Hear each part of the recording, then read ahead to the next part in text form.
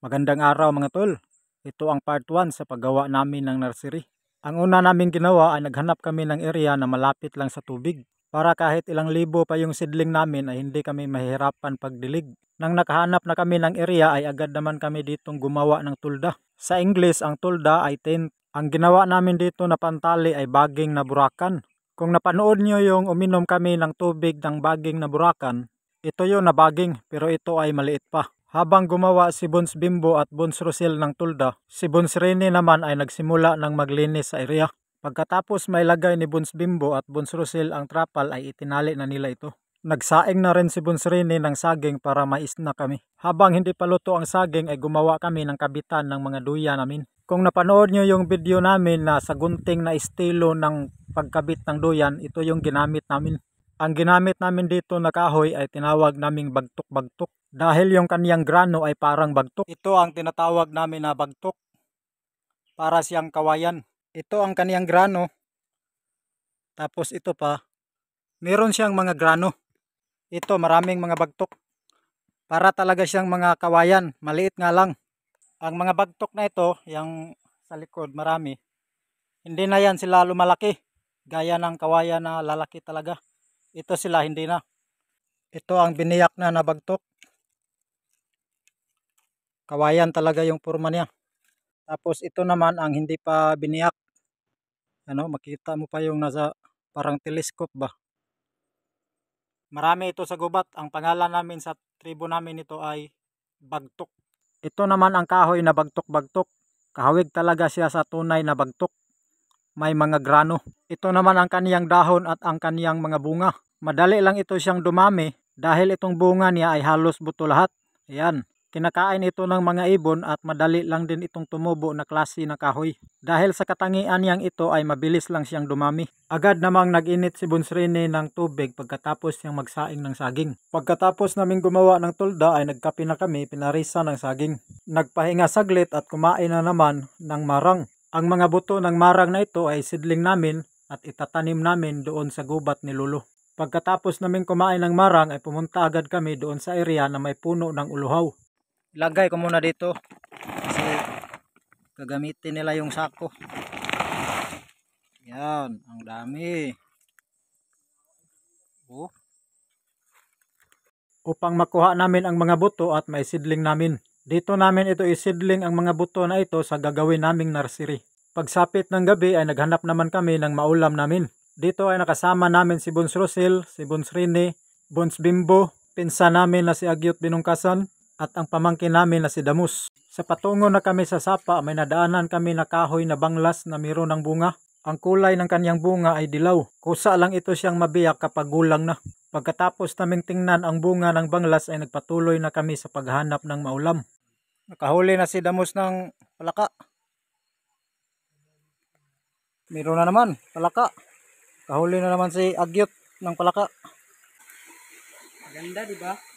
At sa aming pagpatuloy pa sa paghanap ng maulam ay nakakita kami dito ng bulaklak na bulalakaw. Napakaganda ng kaniyang forma at napakatingkad ng kaniyang mga kulay. Ang kaniyang kulay ay mayroong maroon, dilaw at saka pula. Kadalasan itong makikita sa mga bato sa tabing ilog.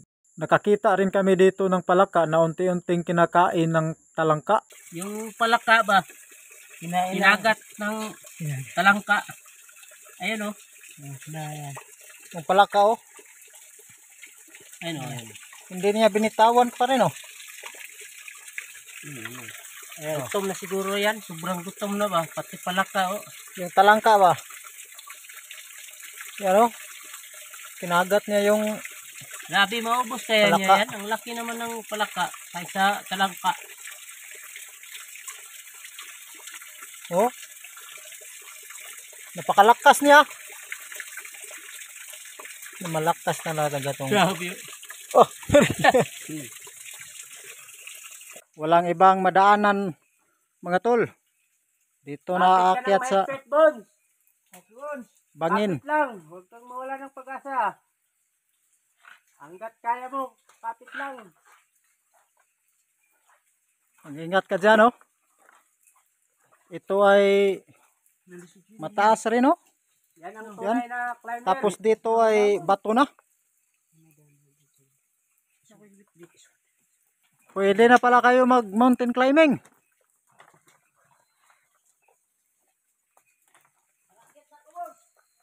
Kaakyat ka na.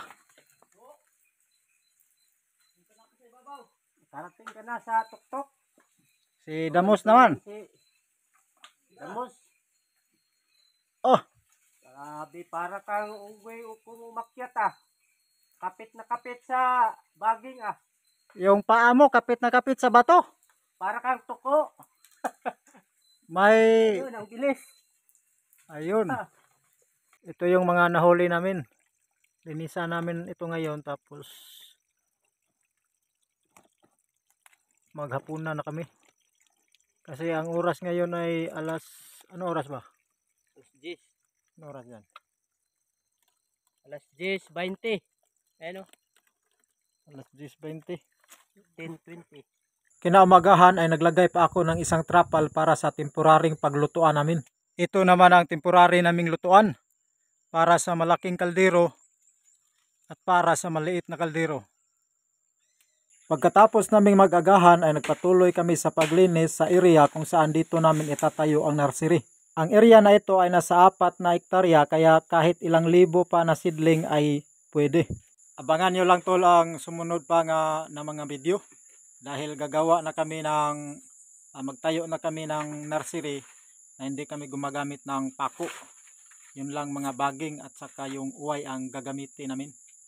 At saka shout out din pala diyan kay Higalang Earl na nakilala ko diyan sa Cagayan de Oro City. Maraming salamat at God bless. Daming pagkain, no? Mga prutas ba?